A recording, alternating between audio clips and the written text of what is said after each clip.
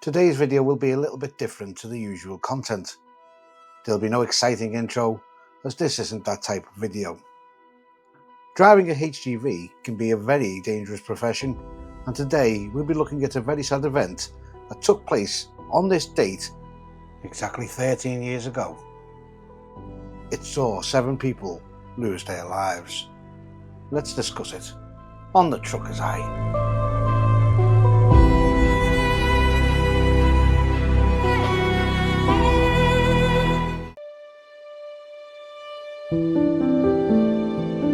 In the southwest of England lies a town called Taunton. Taunton began life as a Saxon village. The name Taunton is derived from tone, ton. The Saxon word tun means farm or estate, and the word tone is Celtic and may mean a roaring river. The Anglo-Saxon king Inny founded Taunton town, building its first castle in about 710 AD. The first charter was granted in 904 AD. Located in the heart of Taunton, you'll find the Grade 1 listed Taunton Castle. The castle is also the home of the Museum of Somerset.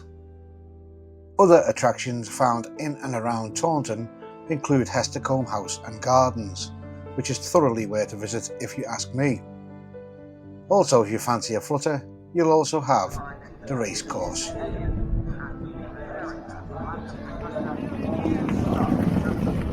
Just to the west of Taunton, you'll find West Somerset Railway. This is located at Bishop Lydiard train station. From here, you can catch a steam train. Looking at the line that runs through Taunton railway station, you can take a train which will take you all the way up to Cardiff. Any train heading east out of Taunton will take you under the M5 motorway. There is a significant reason for mentioning this, and we'll come back to that a little bit later on.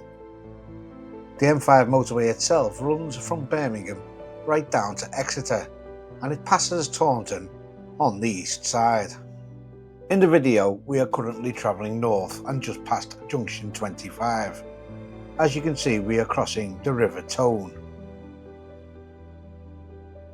And keeping your eyes keenly peeled, on the left hand side you will see the aforementioned railway, and right next to it Taunton Rugby Club.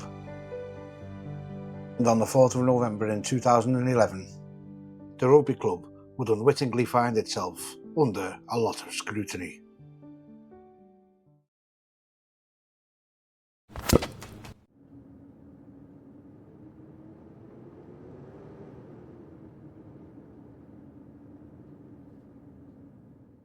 A social firework display had been arranged for the night of the 4th of November 2011.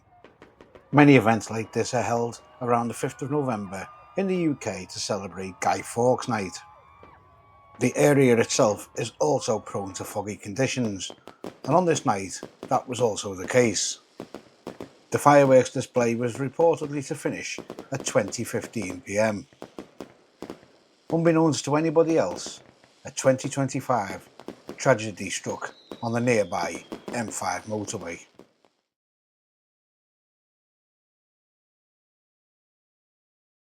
We believe everyone's now been released from the cars. The emergency services are still on the scene, putting out fires and making sure everyone is getting the medical treatment they need. The M5 is closed and is likely to be closed for at least another 24 hours, and the police are working hard to try to remove some of the tailbacks that have built up and get those vehicles turned round and allow them to leave the scene.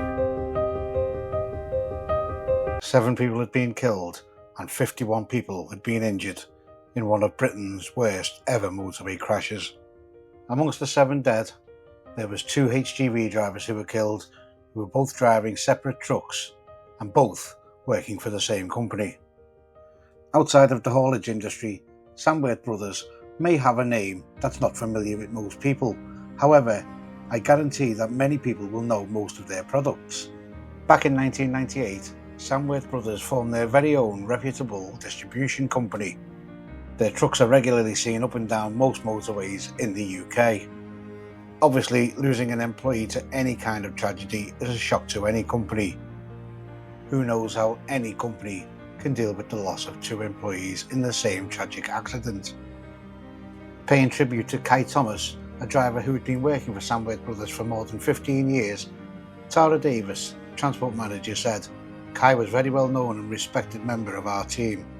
He was a genuine and warm friend to everyone here. We also knew him as a dedicated husband and father." Max Johnson, operations manager at Samworth Brothers Distribution in Bristol, paid tribute to Terry Bryce. He said Terry only joined the company 6 months ago, but his friendly and generous nature will be missed by all of us here. The thoughts and prayers of all of us are with his family at this sad time. So what had actually happened that left 7 people dead and 51 injured? In the first instance, the investigation blamed the smoke from the fireworks display as being the cause of the accident, as the smoke blew across the M5 motorway. The organiser was charged with 7 counts of manslaughter, but these were later dropped.